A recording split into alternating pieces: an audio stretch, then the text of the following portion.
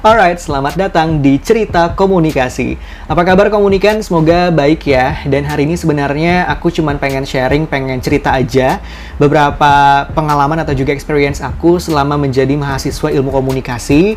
Dan mungkin bisa jadi gambaran atau juga inspirasi untuk kamu yang ingin masuk kuliah tapi masih bingung nih mau milih jurusan apa gitu kan. Sempat baca ada ilmu komunikasi tapi masih bingung. Nah, semoga aku bisa kasih gambaran untuk kamu ya. Atau kamu sekarang adalah mahasiswa ilmu komunikasi dan ya pengen tahu versi aku selama menjadi mahasiswa ilmu komunikasi itu kayak gimana sih. Jadi bisa kamu tonton video ini sampai nanti selesai ya. Jangan lupa untuk di-subscribe, terus juga di-comment, like, and share video-video aku. Nggak cuma ini aja, tapi video-video yang lainnya juga, biar makin banyak yang tahu tentang cerita komunikasi, terutama juga dunia ilmu komunikasi, public speaking, dan juga self-development ya. Nah, oke. Jadi aku akan mulai ceritaku dari awal aku mencari informasi tentang ilmu komunikasi. Anyways, ini namanya Ciwi ya. Ciwi. Oke, Ciwi nanti lagi kita main ya. Nah, anyways, aku akan mulai dari bercerita tentang kenapa aku bisa suka dengan ilmu komunikasi. Nah, dulunya ya, aku tuh pengen masuk atau juga menjadi bagian dari astronot. Aku tuh suka banget ngeliat informasi atau juga ngebaca hal-hal tentang dunia luar bumi ya, atau dunia angkasa ya kan, semacam planet, bulan, matahari dan lain sebagainya. Kayaknya seru aja gitu kan, memposisikan diri kita itu misalnya di atas bulan ya, terus ngelihat bumi dari kejauhan, ngelihat bintang-bintang juga. Aduh, kayaknya itu seru banget.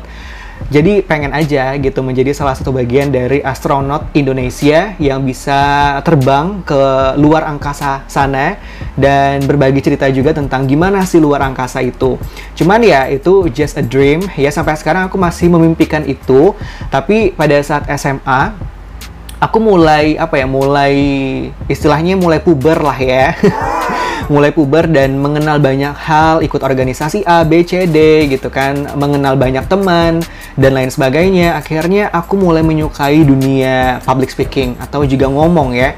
Karena percaya nggak percaya, aku dulunya pendiam banget. Tapi pas SMA mulai keluar jiwa ngomongnya, mulai suka ngomong di depan umum ya. Dan pada saat kelas 3 SMA kan itu lagi ujian nasional gitu ya.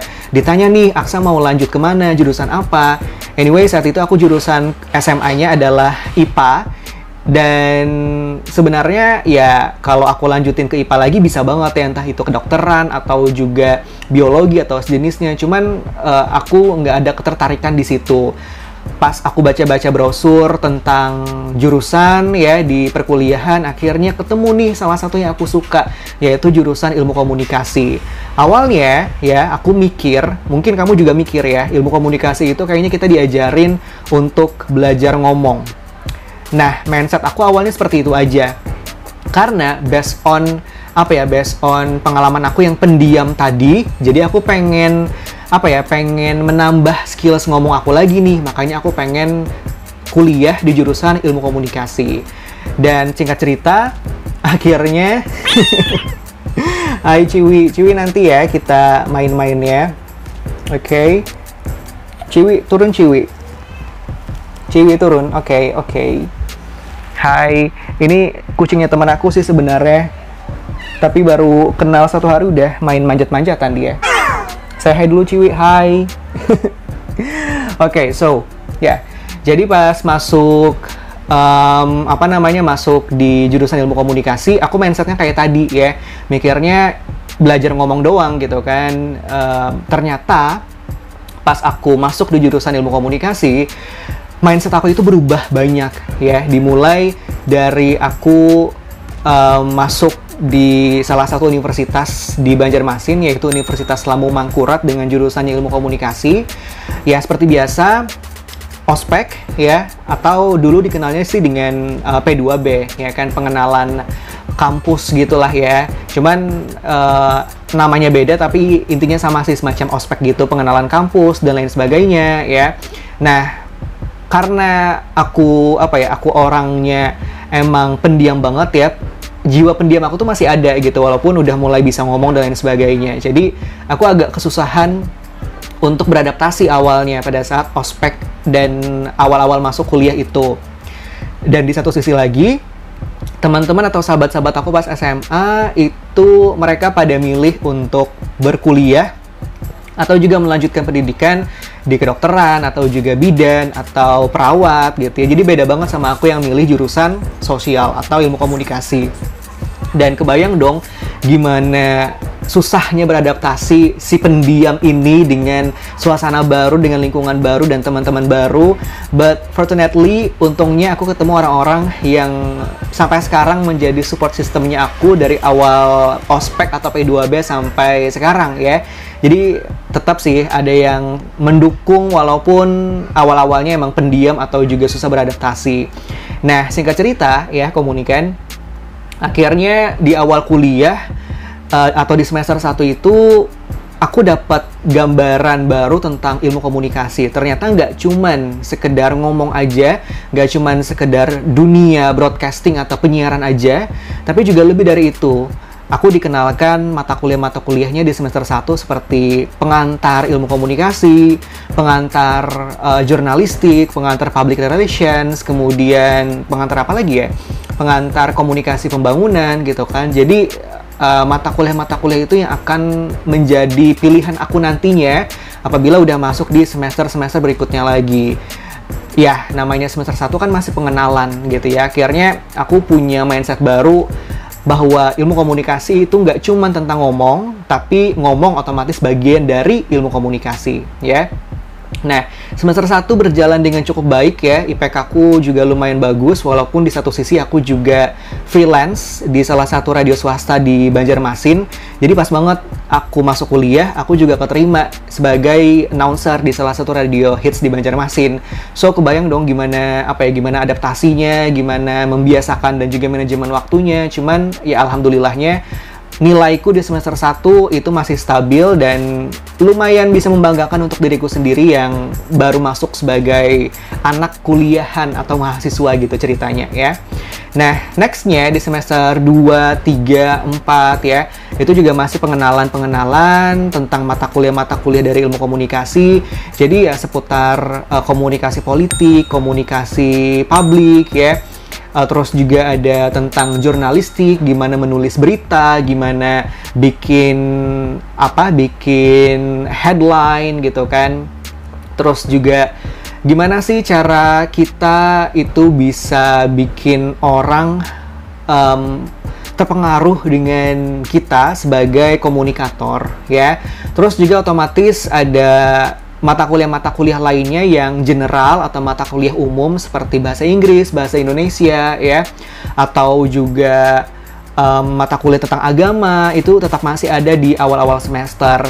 Nah, yang aku harapkan sebenarnya kenapa jadi milih ilmu komunikasi dan juga sosial ya, karena aku tipe orang yang nggak terlalu bisa ngitung.